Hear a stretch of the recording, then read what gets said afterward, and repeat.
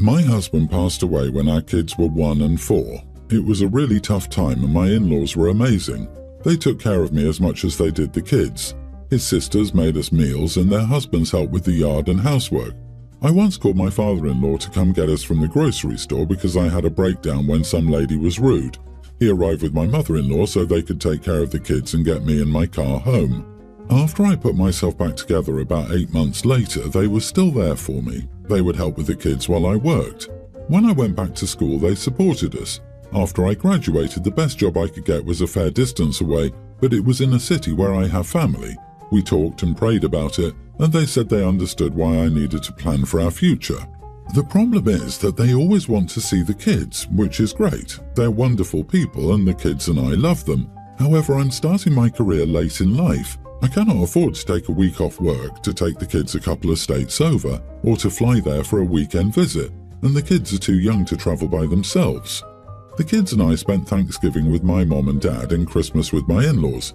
It's only been a month and now they want the kids and me to come back for my mother-in-law's birthday, to the lake this summer and to do many other things. I will not be able to save any money if this keeps on. I finally spoke with them and it was clear that I wanted them to be a huge part of my children's lives, but if they wanted to see them that much, they needed to contribute money.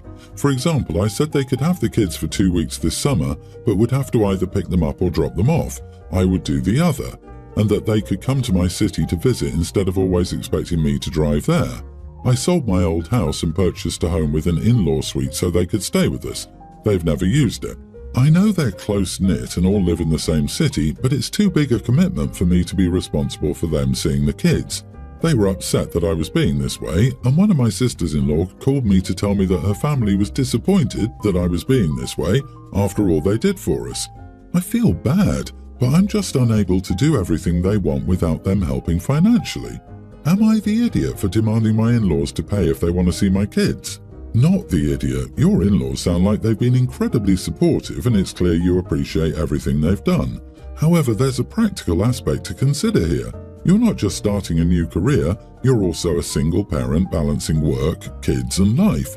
It's not unreasonable to ask for logistical and financial support if they want frequent visits. The entire problem is that OP isn't properly communicating the situation to them. Her phrasing is terrible. She needs to lay it out for them very clearly and say, "The last thing I want to do is prevent you from spending time with the kids. I want you to see them frequently and have the best possible relationship with them, but my finances are precarious and I literally cannot afford to bring the kids to you any more frequently than I already am because every time I visit you it costs a ton of money. These are all the alternatives, including you coming to visit us. I'm sorry, but you are the idiot for your terrible communication." Yikes, you need to contribute money sounds like exploitation. I disagree. OP bought a house with an in-law suite. They're the ones who don't want to use it. At this point, I wouldn't want to carry 100% of the travel costs either, if they can't even manage to visit once instead of having her fly over. I mean, for Christmas it made sense, and for the birthdays of mother-in-law and father-in-law, but the other times they could choose to visit her instead. If they want to see them more often, they can use the guest room she got for them. That's all the compromise that's needed. My parents were well off and worked hard, but they were neglectful towards me. By the time I was 10, they decided I didn't need a nanny anymore, and then I didn't have parental figures. They spent all their time and energy at work and didn't have time for me. When I met my wife, she was a vibrant, intelligent, caring woman. She would give you the shirt off her back. We spent hours and hours together talking about everything and anything, but it gradually slowed down. She would come home from work, crawl immediately into bed and watch TikTok for the next 3 hours. She wouldn't engage, barely do anything, and only do chores sometimes, ending up paying for someone to do her share. She would always say she was tired and then stay up all night sometimes, or sleep for 18 hours. Seeing her glued to her phone or computer instead of engaging with me wasn't very good. I asked for a separation. It was tough because she cried and begged me not to, and I still loved her, but being with her was like a flashback to my parents. We both knew that separations basically always end in divorce. An old friend of my wife's recently reached out to me and cussed me out. She told me that my wife had cancer and how dare I leave her during a tough time. I had no idea she had cancer. I asked my wife why she'd hidden it from me. and she said that I was divorcing her and she didn't want to guilt trip me into staying or be manipulative. I asked her how long she'd known. She found out 3 weeks after we separated. I told her she should have told me. I had noticed her hair seemed thinner and she just seemed frailer overall, but she brushed it off as stressed. Honestly, I'm really upset that she didn't tell me. Do I have a right to be? Am I the idiot? Edit, I didn't jump to divorce. I pushed her to go to the doctor, and the doctor said she was just lazy, not depressed. My wife also said she wasn't depressed, she just didn't want to do anything after a long day at work. I pushed her to find out why she was so tired. She got blood tests, which came back normal. Then she said taking time off work to go to the doctor was annoying, so she gave up. You're separated. You're heading to divorce. You couldn't handle her when all she did was sleep. Do you think you'd stick around with a cancer diagnosis? Are you kidding me? You are the idiot. You noticed her hair was thinner and she looked frail. Something was physically wrong with her and her doctor was dismissive. You are her husband. You should have been her advocate when she was too weak to advocate for herself. You were so wrapped up in your emotions and childhood trauma that you neglected your wife. Yeah, it's pretty clear that if he loved her more, or at all, he would have made more effort. It wouldn't have taken much more effort to clear the near zero amount he had put into his marriage so far. Me. She looked sick, but whatever. Me. Her doctor said she was lazy when those symptoms were screaming depression and maybe something else. Sounds like a crap doctor. He needed to be her support and get her to a doctor who would listen. He failed her. He doesn't get to continue to hear about her life if he's decided to cut her out and she doesn't want to share. OP, you left her. Anything happening in her life after you threw your marriage and your wife away because she was struggling is none of your business. She owes you nothing. My husband, 42, Daryl, and I, 42 female, have 3 kids, 18 male, a young teen female, and a tween female. We've been together since we were 15 and married since we were 18. I've never really had any contact with his father. He has always been distant with him and has made sure to keep me away as well. So I don't know much about his father other than the few things he's brought up only once or twice. He has mentioned that he hates his father, that he was an idiot, and that he would mistreat him and his sister every day. His mother took her own life when he was 13, and he's been in therapy since. So his relationship with his father is practically non-existent. All he has as a real family is his younger sister.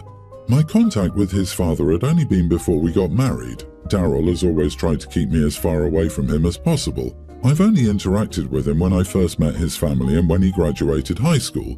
When we got married at 18, he cut all contact with his father and prohibited me and our kids from ever contacting him or inviting him to anything. That included our wedding, kids' special days, and so on. They've never met their grandpa and it's always bothered them.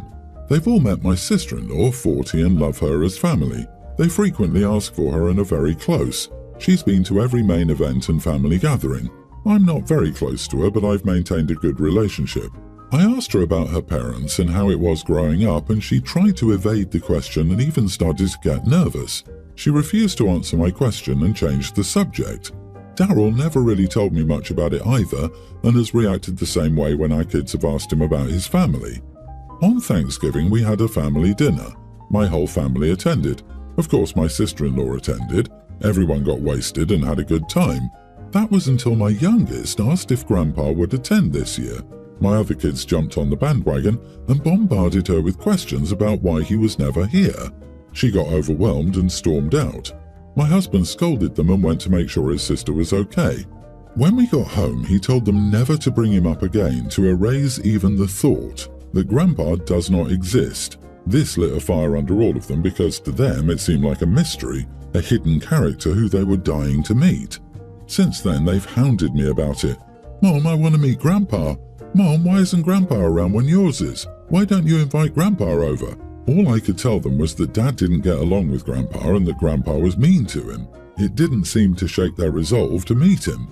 I've brought it up to my husband. If his kids want to meet their grandpa, maybe they should get to meet their grandpa at least once.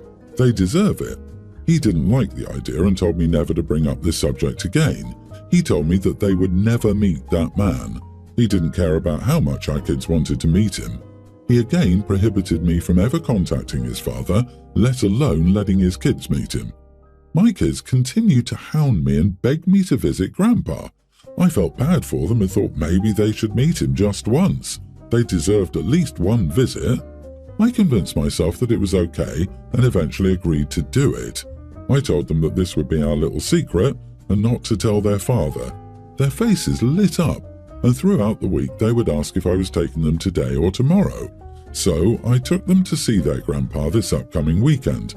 I told my husband that we were going to the mall and that we would be back late. When we got home, my husband greeted us and ordered takeout. His sister was there as well, already chowing down. My husband and I went to the kitchen to get something to drink while his sister talked to my kids. I overheard her ask them how their day was and what they did. My youngest excitedly responded, "We got to meet and have ice cream with Grandpa." My husband dropped his cup and it shattered on the floor. I told him I could explain, but he didn't give me the chance to and told me not to say a word. He will be going for a drive to think and will be back. I pleaded for him to hear me out, but he left. His sister was angry as well and followed, but before leaving she asked me why, on God's green earth, I would take them to him. Now my kids are asking what happened, and I'm unsure what to say. So am I the idiot for taking my kids to go meet my husband's toxic father? What in the heck is wrong with you? You are the idiot. How dare you? Your husband suffered mistreatment at the hands of this man daily, and you knew that but decided to walk your children into the hands of a known idiot anyway, with no regard for him at all. I cannot even imagine what he's going through mentally right now. I feel horrible for him. It's like being hurt all over again. Totally. OP should have parented properly and told the children the vague truth to stop their inquiries, and if they continue to ask, reprimand them until your husband and their aunt are ready to explain the situation. How hard is it to say, Grandpa is a bad man who hurts people and we don't associate with people who hurt people? But this? It's disrespectful to everyone possible. Plus, her two oldest are teens. She could easily have explained the situation to them and they would have understood and stopped asking. You are the idiot, and what a terrible partner you are. Awful. Not only should he divorce you, I hope he gets custody. My two girls do not get along. It has to deal with some jealousy issues my oldest daughter has towards her younger sister. This has been an issue since they've been in the same middle school. My oldest is in 8th grade and my youngest is in 6th grade. The issue started when my youngest started doing better in school. She would come home with straight A's. My oldest is good academically too, but she's usually a B student and getting an A is a big deal for her. That came to a head when my oldest told the youngest she didn't deserve her grade. We put her in counselling after that. Overall, the relationship has not been getting better. The main issue at the moment is my oldest calling her sister shallow for the things she likes and keeps commenting she's a popular mean girl. We looked into this and she hasn't done anything wrong. My youngest's birthday is coming up and she wants to go to the indoor water park with a few of her friends. We do parties for both girls, so this was fine. She asked if she could have this without her sister, since her attitude would ruin her day. I talked it over with my spouse and we agreed that I would go and watch the kids and he would stay home with the oldest.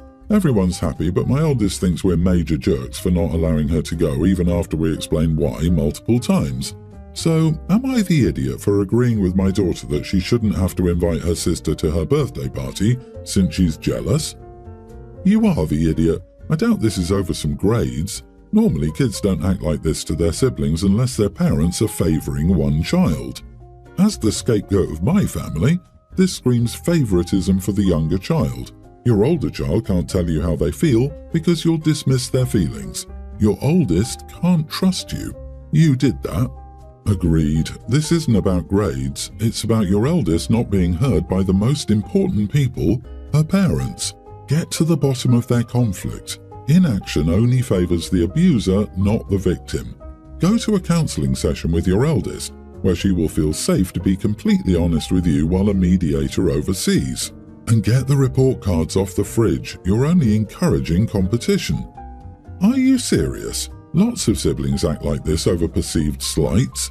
Teen girls are notoriously mean to sisters. Sibling relationships are complicated, and it is very, very common for siblings not to get along or suffer from jealousy. OP's not the idiot. Mean sister is reaping the consequences of her actions. Your youngest is entitled to her birthday parties even if there was no bad blood. Your youngest deserves to have a fantastic birthday without the mood being ruined. I get it, it's tough for your older daughter, but sometimes separate plans are the way to go. The older sister must learn that she can't act this way and then expect favours from the wronged party. Even though we're no longer together, my ex, Alex, and I still hang out and are in the same friend group.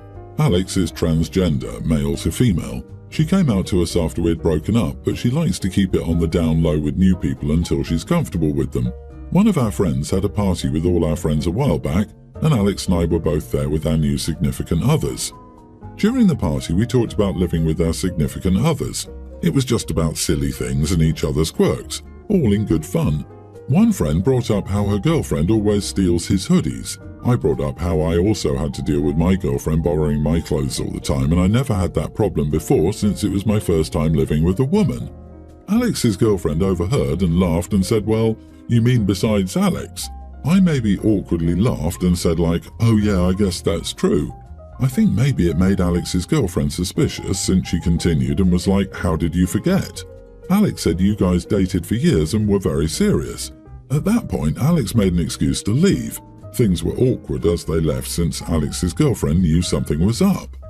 Alex later told me that she wasn't ready yet to tell her new girlfriend about her being trans, and that I was such an idiot for outing her by basically forcing her to have the conversation before she was ready and ruining her relationship. I didn't mean to, though. I was bringing up something and agreeing with something someone else said about something similar to my own experience with my new girlfriend. Things were awkward with the friend group because Alex started being passively hostile to me, like she would straight up pretend I'm not there if we're in the same place with friends. So now our friends have started not inviting her since they say she's made things awkward. So Alex is saying I'm purposely turning our friends against her. I wasn't trying to do that either, but I honestly don't want to convince them to invite her again because I don't want to be around her anymore. Not the idiot. How are you in a whole relationship without telling your partner this? That's so crazy.